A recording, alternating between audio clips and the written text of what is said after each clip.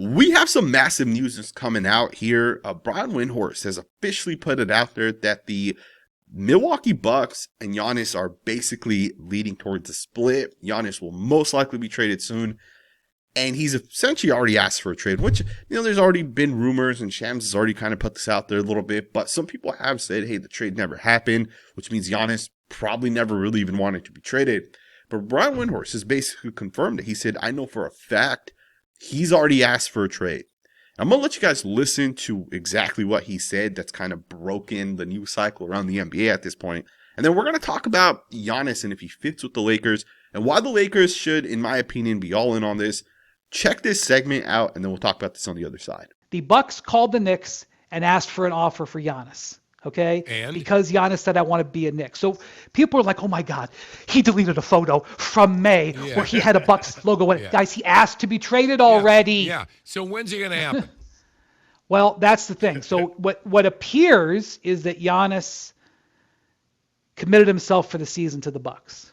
That's what appeared happened. Everything he said in his mood. But the Bucks are not good. This year, when he hasn't played, they're 1-5. And when he has played, they're 9-8. So they've been 500 when he's played, and when he hasn't played, they've been getting raced. What you're asking me is his viewpoint, would his viewpoint change? I don't know. Like I know that he asked for a trade, and then he said, okay, I'm going to be a Buck this year. I know that a lot of people in the league don't think he'll be a Buck next year. So there you guys have it, right? Brian Windhorst is saying that he knows for a fact that Giannis essentially wants to be traded. That Giannis essentially wants to be moved. And, one of the interesting things that Windhorst does put out there, and, keep in mind a lot of this stuff we kind of already know, right? Like this is not 100% new information. Shams kind of put it out there a while back in summer, that John Horst, the general manager of the Milwaukee Bucks, actually flew out to Greece to speak to Giannis and kind of tell him like what we're doing as a team and how we plan to kind of go forward. And he also, Shams specifically put this out there, that apparently Giannis was not made aware that the Bucks were going to move off of Damian Lillard and pay Miles Turner the amount of money they ended up paying him. Apparently Giannis did not know that was going to happen. And because of the fact that he didn't know, now Shams is kind of speculating in his article back in the summer that there's a chance Giannis will end up getting traded. So he didn't say 100% Giannis wants to be traded. He said there was a chance. But he also said that Giannis did commit to the Bucks, at least for the start of this season and maybe for the entire season. Brian Windhorst kind of says similar situation, similar stuff, but he says he's committed for the entire season. What's crazy to me that Windhorst does put out there is he confirms that the Milwaukee Bucks essentially called the New York Knicks because Giannis wants to go to New York. And I wonder if Giannis is able to or willing to move off of that thought process. Would Giannis be willing to say, hey, I want to go play for the Los Angeles Lakers. I want to go pair up with Luka Doncic and LeBron James, and I want to try to win there. Giannis to me is an absolute superstar. One of the best players in the NBA. I know he's 30 years old at this point, but he's still an absolute superstar. And when healthy, when he plays, when he's motivated to play, the guy's still really, really, really good at basketball. Remember, this guy's 10 years younger than LeBron James. And even LeBron James has a pretty good impact on the Lakers when he's out there. To me, Giannis can still have so much success as we kind of go forward. And I think for the Lakers, this just makes so much sense. Now, from a cap perspective, Giannis is making $54 million per season. I don't know how the Lakers are going to be able to kind of figure that out, right? $54 million to be able to make that up if you're the Lakers. You're basically giving up like 7 players at that point because the Lakers don't have a lot of guys that, the Milwaukee Bucks will 100% want, and the cap kind of adds up to that. And if there were, let's say, 7 players that the Bucks say we want these 7 guys, or 5 guys and 2 or 3 first-round picks, if the Lakers had all of this available for a team like the Bucks, the Lakers might also feel like, hey, we're giving up all our depth and we're not going to be competitive this year because we don't have a bench. Now, I'll be the first to also kind of put this out there. If the Bucks were to say, hey, we'll take Connect and Gabe Vincent and Jarrett Vanderbilt and even a guy like Adel Thero, if we want those 4 guys, and the 5th guy will be a guy like Austin Reeves. Right? Austin Reeves is still young and he still has, a ton of good basketball left in his career. If the Bucks were to say, hey, we want those 4 to 5 players, we want your first round picks, and they were willing to agree to that, which I don't know if they would, for the Lakers, that makes sense. Like, Gabe Vincent and Dalton Knecht, these guys are inconsistent anyways. For the Lakers, it could make sense to say, we'll give you guys these guys that are like, inconsistent. Jarrett Vanderbilt doesn't even really play. But it'll also be interesting to see if the Milwaukee Bucks would want, a combination of Austin Reeves and Rui Hachimura and Gabe Vincent and, maybe 2 or 3 other guys, right? And if the Lakers feel like, hey, that's too much from our side, which I don't know if the Lakers would do that, right? Because Giannis is obviously a phenomenal basketball player. And Windhorst does also kind of put this out there. He says, I don't think Giannis will be on the Milwaukee Bucks next season. And he does also say, I think Giannis is kind of committed to the Bucks for the entirety of the season. I don't know how that would make sense for the Bucks. Truth be told, the best value Giannis has is right now, right? Right now is his best value. If he gets hurt, the value goes down. If he misses time, the value goes down. And we know sometimes, it's not even real injuries, right? Guys just want to kind of sit, but another team might not know that. And the thing with the Bucks right now is they're already struggling, right? They're right now 9-13. I think they're in the 12th spot in the East. So they're already kind of struggling. And, with Giannis on the court, they're obviously a lot better of a team.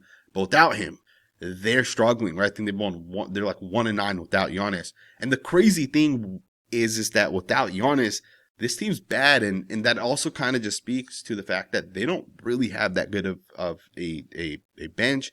The depth is not as deep as what it once was. And I'm sure Giannis also kind of understands, there's teams like the Detroit Pistons, there's teams like the Raptors, the Heat, the Knicks.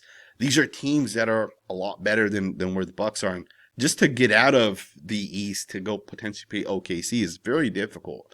So I almost feel like he understands where this team's at this point. And I almost feel like he's ready to be moved and he's ready to be traded. And I think the Bucks are just looking for that, that perfect offer and see if it'll potentially come through. Now, we'll see what ends up happening as we kind of go forward. I think a big part of the entire trade being able to be worked out is going to be obviously if the Lakers have enough players they could give up to match that $54 million cap hit that Giannis obviously would. But I could also see them getting a third team involved potentially, right? A team that might want to move off of some players. We'll see what ends up happening as we kind of go forward. There's also another bit of news that kind of happened, and I saw a lot of people talking about this.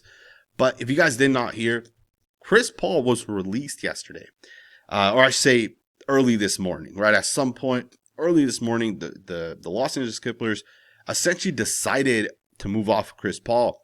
And some people are saying, should the Lakers go out there and potentially bring in a guy like Chris Paul? Chris Paul has been one of the greatest players that I've ever watched over the course of, however long he's been in the NBA. He's 40 years old at this point. And he's always kind of been that guy that can make plays. He's always kind of been like a facilitator. He can shoot, he can score. And I think for the Lakers, a very, very interesting player to consider. But I'm going to be honest, guys. I'm probably not too interested in Chris Paul if I'm the Lakers. Now, if you make a trade for Giannis and you give up Gabe Vincent, you have to give up Austin Reeves potentially, you give up some of your ball handlers, then it could make sense to bring in Chris Paul, right? And again, it'll also depend on which defensive players you kind of have, but we have to be honest. Chris Paul's 40 years old at this point. If he's a full-time player, I'm sure he can have success still on offense, but he's 40 years old at the end of the day, right? So from a defensive perspective, he's not going to give you a whole lot at this point. And I think for the Lakers need defense. They have plenty of scoring right now with the current structure of the roster. Luka can score, LeBron can score, Austin Reeves can score. They have a bunch of shooters, guys like Rui, guys like Gabe Vincent, and even Jake LaRavia. They have a bunch of guys that can score, but they need guys that can play defense. So I think, if you make that trade for Giannis, it could obviously make sense. But if you're not trading for Giannis, it wouldn't make sense to bring in Chris Paul. Now, if they make some trade at some point for Andrew Wiggins or Terry Eason or one of these other defensive caliber type of players, maybe it's Herb Jones, and if you have to give up Austin Reeves or if you have to give up, some sort of scoring, Rui Hachimura or whatever it is, at that point, it could make sense to bring in Chris Paul because he can score. But again, at this point, it does not make sense. And if the Lakers wanted to also sign him, also do keep in mind he could not sign until January 19th, right? So we're still over a month away from until this guy could even come to the Lakers potentially. And again, keep in mind, his points per game since 2019 have basically been going down. 17.6 points per game in 2019, 16.4 the after, 14.7 the year after, 9 points a game. And then last year with the Kings, he was averaging 8 points per game. So it's just, he's essentially just gotten worse and worse and worse. And the turnover percentage per minute has gotten way up for Chris Paul. So again, I think him being 40 is kind of kicking in at this point. Let's wrap this video up, man. I want to kind of just wrap it up and talk and add a little bit to what we talked about in yesterday's video. So if you guys don't know this, LeBron James went ultra viral. LeBron James had this entire moment with JJ Redick in which he basically ignored Coach JJ Redick. And in that video, I think a lot of people are saying, hey, LeBron James was wrong, which I agree 100% with. But I think a lot of people felt like I was making an excuse for LeBron James. And I want to just clarify that I was not making an excuse for LeBron James. To me, Coach Redick should have went out there and chewed out LeBron James, which I 100% said. All right. What I was saying is we don't know if there was more context to the entire situation. Maybe LeBron James knew there was a timeout coming. Maybe LeBron James felt that, hey, we're coming off the court or something's going to happen right now. And therefore I'm going to talk to these guys. And maybe he missed something if maybe Redick said, hey, we're not going to do that. We're going to just continue to play. There had to have been some miscommunication. And if there wasn't, then it's even worse on LeBron James. And that's all I was saying, right? I'm not saying that this is not on LeBron. This is 100% on LeBron. And truth be told, LeBron James, if JJ Redick, with the story happening, says, hey, we're gonna suspend LeBron James for one game, I'd be cool with that. I have no issue with that. Now, I also don't think, and I said this yesterday, I also don't think this situation that happened means the Lakers should move off of LeBron James, right? Get rid of this guy, don't keep him, or whatever. That doesn't make sense to make a drastic decision based off of one moment. I don't think we should overreact or react in a way based off of like one game or one moment. And I know this is happening, right? Especially when that OKC game kind of happened and the Lakers got blown out. A lot of people from that point forward have started to say the Lakers got to get better. They got to make some trades. But the thing is, the Lakers are still trying to click. They're still trying to figure it out. LeBron's only been here for five games. The Lakers will continue to get better. They will make some trades. Maybe it'll be for Giannis. We'll see. And again, I'm not making any excuses for that video that kind of happened. At the end of the day, LeBron James has to be better. And I hope one of the reporters asks LeBron James about that moment. Because I want to hear LeBron James, either apologize or give us additional context. Because the way it looked, it didn't look good, right? Let me know what you guys think, man. I hope you guys enjoyed this video. Would you guys be all in on Giannis? What are you guys willing to give up for him? Do you think Chris Paul could be an option for the Lakers? I don't agree with it. Do keep in mind, the Lakers do have one extra spot on their roster still. They still have the 15th spot on the roster, so he could be the guy. But again, you can't make that happen until mid-January, essentially. Let me know what you guys think, man. Thumbs up, subscribe, and I'll see you guys next time with another video.